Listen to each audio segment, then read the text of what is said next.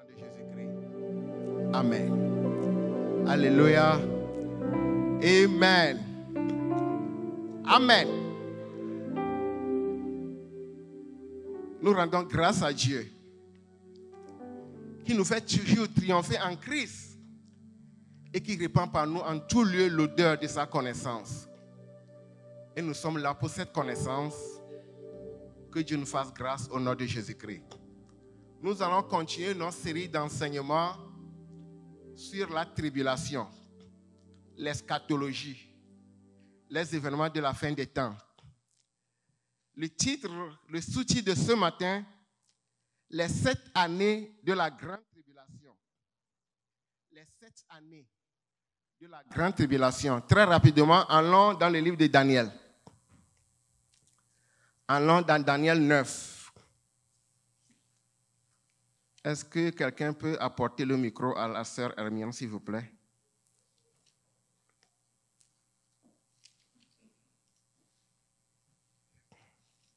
Daniel 9,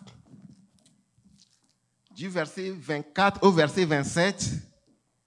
Et nous allons aussi lire Matthieu 20. Matthieu 24, du verset 21 au verset 22. Alléluia. Je lis au nom de notre Seigneur Jésus-Christ. Daniel 9, le verset 24 au verset 27.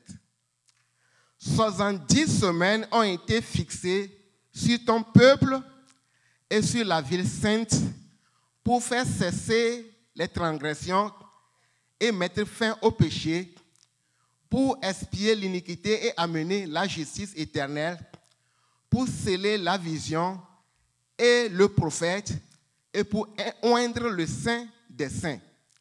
Sache-le donc et comprends. Depuis le moment où la parole a annoncé que Jérusalem sera rebâtie jusqu'au Messie, au conducteur, il y a 7 semaines et 62 semaines, les places et les fossés seront rétablis, mais en temps fâcheux. Après les 62 semaines, le Messie sera retranché et il n'y aura pas de successeur. Le peuple d'un chef qui viendra détruira la ville et le sanctuaire, et sa fin arrivera comme par une inondation. Il est arrêté que les dévastations dureront jusqu'au terme de la guerre. Il fera une solide alliance avec plusieurs pour une semaine, et au milieu de la semaine, il fera cesser le sacrifice et l'offrande. Le dévastateur commettra les choses les plus abominables jusqu'à ce que la ruine et ce qui a été résolu fondent sur le dévastateur. Que la parole de Dieu soit bénie. Amen. Matthieu 24, 21. Car alors la détresse sera si grande qu'il n'y en a point eu de pareil qu'il n'y en a plus de pareil depuis le commencement du monde jusqu'à présent, et qu'il n'y en aura jamais. Et si ces jours n'étaient abrégés, personne ne serait sauvé. Mais à cause des élus, ces jours seront abrégés. Amen. Amen. Alléluia. Amen. Les 7 ans de la grande tribulation. S'il vous plaît, bien-aimés dans le Seigneur, prêtez attention. Nous sommes à la fin des temps et nous parlons de l'eschatologie. La doctrine qui parle des événements de la fin des temps. Les signes qui annoncent le retour glorieux de notre Seigneur Jésus-Christ. Les prophéties sont en train de s'accomplir point par point devant nos yeux. La parole de Dieu ne ment jamais. Elles sont éternelles, immuables, infaillibles. La Bible nous dit, dans Ésaïe 34, le verset 16, « Consultez le livre de l'Éternel et lisez. Aucun Dieu ne fera défaut, ni loin, ni l'eau ne manqueront. Car sa bouche a parlé, c'est son esprit qui les rassemblera. » Et Jésus-Christ, dans Matthieu 24, le verset 35 nous dit, « Le ciel et la terre passeront, mais mes paroles ne passeront point. Tout ce que Dieu dit s'accomplira certainement. Nous avons été tous témoins. Je vous l'avais déjà dit, que l'eschatologie, c'est l'actualité. Ce qui se passe actuellement au Proche-Orient, nous devons avoir nos regards fixés sur ce qui se passe au Proche-Orient. Amen. Nous avons été tous témoins de la guerre entre Iran et Israël dans ces temps-ci. La guerre a duré seulement 12 jours. Et lorsque le monde entier s'inquiétait que cette guerre va drainer le Moyen-Orient tout entier, à la surprise de tout le monde, le président américain Donald Trump a annoncé un cessez-le-feu. Il a pris de court le monde entier, ce que le monde n'attendait pas, et il a annoncé un cessez-le-feu entre Iran et Israël. Bien-aimés dans le Seigneur, cette guerre n'est que l'ombre de la guerre d'Armageddon dont l'Apocalypse nous en avait parlé. Alléluia. C'est l'ombre de cette guerre. Tout juste après la guerre, la Chine a reçu le ministre de la Défense de l'Israël, le ministre de la Défense iranien et le ministre de la Défense russe. Qu'est-ce qu'ils ont dit? Personne ne le sait. Mais qu'est-ce qui va se passer? Ce sont des alliances qui se forment déjà. Parce que la Bible nous dit qu'il arrivera un temps, un moment, où l'Israël sera investi par des armées. Alléluia. L'Israël sera investi par des armées. Donc c'est la coalition qui se forme déjà. Est-ce que vous voyez où nous en sommes? C'est la coalition qui se forme déjà. La Chine, l'Iran, la Russie, tous ces pays-là, un jour, tous les pays qui entourent l'Israël, un jour, tous ces pays vont se liguer, vont s'armer, vont se soulever contre Israël. Le moment est proche. Le temps est proche. Jésus-Christ est à la porte. Bien-aimés dans le Seigneur, veillez. Jésus dit, veillez et priez. Veillez et priez parce qu'il est à la porte. Vivons une vie de pureté, une vie de sainteté, une vie de fidélité. Faisons de notre Seigneur Jésus-Christ notre priorité. La priorité de toutes nos priorités. Alléluia. Amen. Le dimanche passé, nous avions défini la tribulation comme étant douleur, peine, souffrance, angoisse, détresse, persécution. Et nous avions subdivisé la tribulation en deux catégories. La première tribulation est celle que tous les chrétiens vivent quotidiennement. Tout ce que vous vivez, tout ce que vous supportez à cause de votre foi en Jésus-Christ, c'est la tribulation. Alléluia. C'est l'oppression. C'est la pression. Amen. Le dimanche passé, il avait eu un attentat suicide dans une église orthodoxe, Sainte-Marie à Damas, en Syrie. Bilan, 25 morts. Et beaucoup de blessés. Même ici aux États-Unis, il avait eu un fusillade dans la cour d'une église à Michigan. J'oublie un peu l'état. Heureusement que l'assaillant a été tué avant son entrée dans le sanctuaire. Heureusement, par la grâce de Dieu. L'assaillant lui-même a été tué. Mais cela a semé de la panique. Cela a semé de la peur au milieu des enfants de Dieu. Et tout ceci n'est qu'une manœuvre de Satan pour intimider les enfants de Dieu à ne pas fréquenter les lieux de culte. Satan, il est malin, il est très rusé. Mais il a échoué au nom de Jésus-Christ. Satan a échoué au nom de Jésus-Christ. Mais je vous exhorte, bien-aimés dans le Seigneur, chaque matin quand vous vous levez, vous devez prier pour les lieux de culte. Vous devez prier pour toutes les églises et pour les lieux de culte. C'est ce que ma femme et moi, nous faisons chaque matin avant que nous n'arrivions ici. Chaque matin, vers 5 heures déjà, nous nous levons et nous prions pour notre protection. Amen. La seconde catégorie, Jésus-Christ avait dit, je vous ai dit tout ceci afin que vous ayez la paix en moi. Vous aurez des tribulations dans le monde. Prenez courage, j'ai vaincu le monde. Et si Jésus-Christ a vaincu le monde, nous aussi, nous allons passer par des tribulations et vaincre le monde. Parce que celui qui est en nous a déjà vaincu. Et nous allons aussi vaincre. Et l'apôtre Paul nous dit que c'est avec beaucoup de tribulations que nous pouvons rentrer dans le royaume des cieux. Alléluia. Avec quoi? Avec beaucoup de tribulations, avec beaucoup d'angoisse, avec beaucoup d'affliction, avec beaucoup de pression, avec beaucoup d'oppression, que nous pouvons rentrer dans le royaume des cieux. La seconde catégorie de la tribulation est celle que le monde va connaître après l'enlèvement. Après l'enlèvement, il y aura encore une grande tribulation. Et cette tribulation, ce moment-là sera vraiment catastrophique. Il y aura des guerres et des bruits de guerre, des calamités naturelles. Ce moment-là, Dieu va déverser toute sa colère pour juger ce monde. Et Jésus-Christ lui-même dit, la détresse sera si grande en telle enseigne qu'il n'y en aura jamais. Il n'y en aura jamais de cette détresse. Cette détresse-là que le monde n'a jamais connue.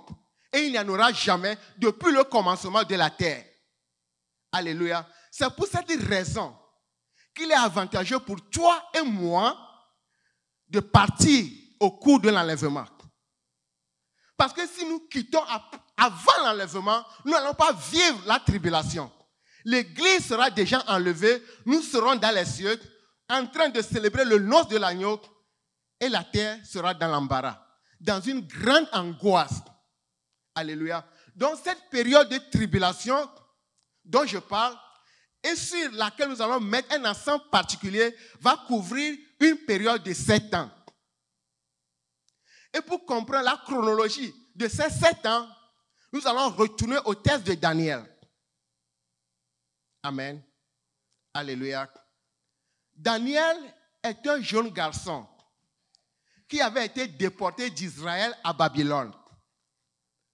À cause de la désobéissance des enfants d'Israël, Dieu l'a prédit qu'il va les amener en captivité. Et il est passé par Nebuchadnezzar, roi de Babylone. Il est venu attaquer Israël. Le temple de Jérusalem a été détruit. Et les enfants de Dieu emportés en captivité. Dieu avait prédit que cette captivité va durer 70 ans. Et dans cette captivité, Daniel, lui, était en train d'étudier le livre de Jérémie. Et il a vu que, Dieu a prédit que notre captivité va durer 70 ans. Or, les 70 ans se sont déjà écoulés et ils sont toujours en captivité. Et Daniel, éclairé par la parole de Dieu, a commencé par prier. Et cette prière se trouve au début du chapitre 9. Lisez tout le chapitre à la maison. Vous allez voir la prière que Daniel a adressée à Dieu. Daniel a commencé par prier. Il dit, si Dieu peut contrôler le temps, donc on peut adresser une prière à Dieu. Si Dieu est maître des circonstances et du temps, donc on peut adresser une prière à Dieu pour qu'il change les choses. Et Daniel a commencé par prier. Vous voyez, Dieu nous a promis beaucoup de choses. Dieu nous a promis beaucoup de choses. Nous avons beaucoup de choses à la portée de nos mains. Mais il faut prier. Alléluia. Maintenant, il faut prier que Dieu relâche notre bénédiction. C'est ce que nous devons faire. Si tu es là en train de souffrir, alors que Dieu t'a donné toutes choses, c'est comme on dit souvent, la personne est assise sur le diamant en train de pleurer. Vous voyez? Les enfants de Dieu sont assis sur le diamant et ils sont en train de pleurer. Nous avons tout à notre portée. Le problème, c'est que nous ne prions pas. Nous ne prions pas, nous ne demandons pas. Et nous souffrons. Daniel, lui, a prié. Il a dit, comment se fait-il que les 70 ans se sont écoulés et nous sommes encore dans la captivité? Et il a prié, il a demandé pardon à Dieu. Il a demandé pardon pour tout son peuple. Et Dieu a exaucé sa prière. Maintenant que Dieu a exaucé sa prière, Dieu a envoyé l'ange Gabriel pour lui révéler ce qui va advenir. Et selon la prophétie, la parole de Dieu nous dit que Dieu a fixé 70 ans pour le peuple d'Israël pour Israël et pour Jérusalem. Et ces 70 ans, qu'est-ce que cela nous dit? Qu'est-ce que Dieu va faire au cours de ces 70 ans? Certaines versions parlent de 70e année. Une semaine est égale à une année. Donc, 70e année fois 7, ça fait 490 ans. Donc, Dieu a fixé 490 ans pour le peuple d'Israël. Et pour ces 490 ans, qu'est-ce que Dieu va faire? La Bible nous dit que Dieu va faire cesser les transgressions et mettre fin au péché pour expier l'iniquité et amener la justice éternelle. La justice éternelle ici fait allusion au royaume au millénium. Pour sceller la vision et le prophète. La vision et le prophète ici fait allusion à toutes les alliances que Dieu a fait avec Israël, à toutes les prophéties concernant l'Israël. Toutes ces prophéties seront accomplies lors du millénium. Et pour oindre le Saint des Saints, Jésus-Christ sera intronisé en ce temps-là. Au temps du millénium, Jésus-Christ sera intronisé comme roi des rois, seigneur des seigneurs. Alléluia. Donc c'est ce que Dieu va faire au cours de ces 490 ans. Mais Dieu a parlé aussi d'une semaine et de 62 semaines. Alléluia. Donc 62 semaines plus 7 semaines, ça fait combien? Ça fait 483 ans. Si nous multiplions 69 par 7, parce qu'une semaine fait une année. Donc 69, 7 plus 62, ça fait 69. Et 69 multiplié par 7, ça fait 483 ans. Donc pendant ces 483 ans, de la construction du temple, parce que le temple a été détruit quand Nebuchadnezzar a attaqué Israël, Jérusalem. Maintenant, le temple sera encore reconstruit. Maintenant, de la reconstruction de ce temple, jusqu'à ce que le Messie ne soit retranché, jusqu'à la crucifixion de notre Seigneur Jésus-Christ, il y aura 483 ans. Vous voyez? Maintenant, il reste combien d'années? 490, moins 487, moins 483, il reste combien? Maintenant, il reste 7 ans. Donc, 7 ans maintenant ne se sont pas encore écoulés. Or, les 483 ans se sont déjà écoulés. Maintenant, il reste 7 ans. Et au cours de 7 ans, ces 7 ans-là vont maintenant couvrir la durée de la tribulation. Et pendant ce temps-là, Dieu va juger maintenant sévèrement son peuple. Alléluia. Dieu va juger sévèrement son peuple. Ces 7 ans seront marqués par la venue de l'Antichrist. L'Antichrist va venir. L'homme impie, le fils de la perdition, qui s'élève au-dessus de tout ce qu'on appelle Dieu et de tout ce qu'on adore. La Bible nous avait dit qu'il y arrivera un dictateur mondial. Et ce dictateur mondial viendra de la coalition des pays européens. Et cette coalition est composée de combien d'États? Elle est composée de 10 États. Donc c'est de ces États que va venir l'Antichrist. Autrement dit, de l'ancien empire romain qui va renaître à la fin des temps. Si nous nous référons maintenant à la prophétie de Daniel 7. Alléluia. Donc l'Antichrist est arrivé en un moment chaotique de l'histoire de l'humanité. Le monde était dans un grand tourment. Le monde était en effervescence. Il y avait des guerres et des bruits de guerre. L'apostasie a atteint un très haut niveau de degré. La criminalité, le banditisme, il se passait beaucoup de choses. Et maintenant, le monde est à la recherche d'un sauveur. Le monde est à la recherche d'un Messie. Le monde est à la recherche d'un prince de la paix. Et c'est dans cette condition-là que l'Antichrist est venu. Maintenant, quand l'Antichrist était venu, il va se montrer comme un homme de paix. Et il va commencer à signer des alliances avec beaucoup de pays. Il va même signer une alliance avec Israël, une alliance de paix avec Israël, garantissant la sécurité d'Israël. Alléluia. Maintenant, cette offre que l'Antichrist a donnée à l'Israël, Israël a commencé par regarder cet antichrist comme un homme de paix, comme un prince de paix. Et il va se soumettre à l'autorité de l'antichrist. Mais qu'est-ce qui va se passer? Cette paix que l'antichrist est en train de donner au peuple, ce n'est qu'une fausse paix. Ce n'est qu'une paix illusoire. Illusoire. Et maintenant, à la moitié des 7 ans, c'est-à-dire 3 ans et demi, et la Bible parle d'un temps, des temps et la moitié d'un temps. Si nous pouvons lire ça dans Daniel, il me semble que c'est Daniel 7. Donc un temps des temps et la moitié d'un temps. Un temps, c'est une année. 2 temps, 2 ans. La moitié des temps, ça dit 6 mois. Donc dans 3 ans et demi, l'antichrist maintenant a brisé l'alliance. L'antichrist, il a brisé l'alliance. C'est pourquoi l'apôtre Paul nous dit, il me semble que c'est 1 Thessaloniciens 5, le verset 3. Quand les gens diront paix et sûreté, alors une ruse soudaine va les surprendre. Comme la douleur surprenne une femme enceinte. Et ils n'échapperont point. Donc c'est une fausse paix que l'antichrist a offert au monde. Et cet antichrist qui était supposé garantir la paix d'Israël est maintenant devenu le persécuteur d'Israël. Il a commencé par persécuter Israël. Il a commencé par les tuer. Il a commencé par les martyriser. L'antichrist a commencé par blasphémer, à prononcer des paroles blasphématoires contre le Dieu d'Israël, contre le Dieu très haut. Et pire encore, qu'est-ce qu'il a fait?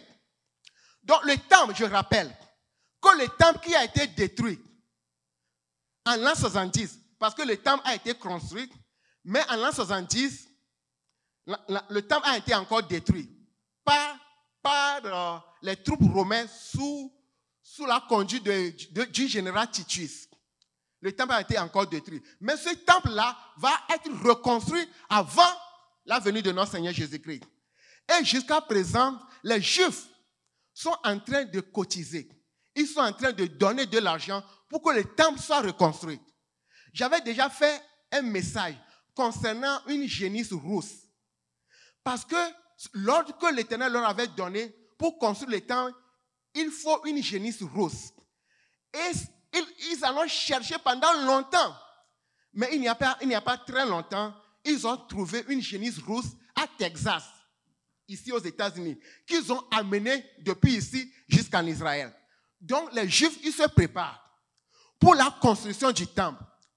Donc pendant ce temps-là, les Juifs ont recommencé ce qu'ils faisaient. Ce que Dieu leur avait ordonné dans le livre de Lévitique, les Juifs ont recommencé leur ancienne pratique. Vous savez que jusqu'à présent, il y a certains Juifs qui ne croient pas en Jésus-Christ. Ils ne croient pas en Jésus-Christ. Ils attendent toujours le Messie. Donc ces Juifs, lorsque le temps va être reconstruit, ils vont commencer par l'ancienne pratique. Maintenant, l'Antichrist, lorsqu'il a commencé par blasphémer le nom de Dieu, il va faire cesser tous ses sacrifices. Il va faire cesser les sacrifices d'adoration. Maintenant, il va encore, pire encore, il va maintenant demander qu'on fasse une statue à son image. Et cette statue-là maintenant sera dressée dans le temple de Dieu, souillant ainsi le temple de Dieu. D'où l'abomination de la désolation, ou l'abomination du dévastateur. Alléluia. Amen. Est-ce qu'on comprend? L'Antichrist va demander qu'on fasse une statue à son image. Et il va placer cette statue-là dans le temple de Dieu, se faisant lui-même égal à Dieu. Et il va exiger au monde entier, les Juifs surtout, à adorer la statue comme étant un blasphème. L'abomination de la désolation. Nous allons revenir sur ce sujet-là. L'abomination de la désolation, nous allons revenir spécialement sur ce sujet-là. Parce que c'était déjà passé. Et ça s'est passé encore. Et cela va se passer encore. Juste avant la venue de notre Seigneur Jésus-Christ. Alléluia. Et maintenant, après tout cela, Jésus-Christ va venir pour détruire l'Antichrist avec le souffle de sa bouche, avec l'éclat de son avènement. Alléluia. Bien-aimés dans le Seigneur, tout cela va arriver. Tout cela va arriver. C'est ce que nous sommes en train de voir. Tout cela va arriver. La parole de Dieu ne ment jamais. Jésus-Christ est proche. Jésus-Christ est à la porte, bien-aimés dans le Seigneur. Jésus-Christ, il est à la porte. Notre Seigneur Jésus-Christ est à la porte. Que Dieu, dans toute sa grâce, par la puissance de son Esprit Saint, qui nous aide, que Dieu nous aide à vivre une vie de fidélité. Que Dieu nous aide à supporter la tribulation, les douleurs, les oppressions jusqu'à la fin. Jusqu'à la fin. Car comme la parole de Dieu le dit, c'est avec beaucoup de tribulations que nous pouvons rentrer dans le royaume de Dieu. Que Dieu nous aide. Que Dieu nous aide au nom puissant de Jésus-Christ. Amen. Alléluia. Amen. Levons-nous sur nos pieds. Nous allons dire quelques deux mots à Dieu. Je sais qu'il y a seulement peu de personnes qui parlent l'anglais, surtout mes enfants. Je vais leur expliquer le message à la maison. Alléluia. Et il y a quelqu'un d'autre qui ne comprend pas français? Amen. Alléluia. Mon frère, ma soeur, toi-même tu sais comment tu es en train d'adorer ton Dieu. Est-ce que tu l'adores dans la vérité? Est-ce que tu adores réellement ton Dieu dans la vérité? C'est toi qui le sais. Amen. Alléluia. Si Jésus-Christ revenait maintenant, est-ce que ton cœur est prêt? Est-ce que tu peux aller avec lui? Est-ce que tu peux partir avec lui? Moi, j'ai souvent dit, le jour-là, ce que Jésus-Christ avait dit, éloignez-vous de moi, vous tous qui commettez l'iniquité. C'est ma prière quotidienne. C'est ma prière quotidienne. C'est pour cette raison que je ne garde pas rancune. Non, je ne garde pas rancune. Parce que je me dis, on ne sait pas quand Jésus-Christ va arriver. Tu ne sais pas. Personne ne connaît le moment. Personne. Il viendra comme un voleur. L'enlèvement peut se passer maintenant. Est-ce que tu es prêt à partir avec lui? Sophonie 1, verset 2 nous dit, rentrons en nous-mêmes. Rentrons en nous-mêmes. Je ne te demande pas de crier. Rentre en toi-même. Rentre en toi-même. Pose-toi la question.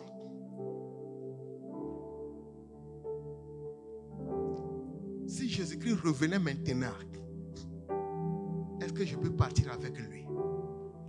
Et si je ne peux pas partir avec lui, qu'est-ce qui me retienne? Qu'est-ce qui est dans ma vie qui me retienne? Qu'est-ce qui est dans ma vie maintenant qui me retienne et qui peut m'empêcher d'aller avec lui? La Bible nous dit il n'y aura pas d'impureté.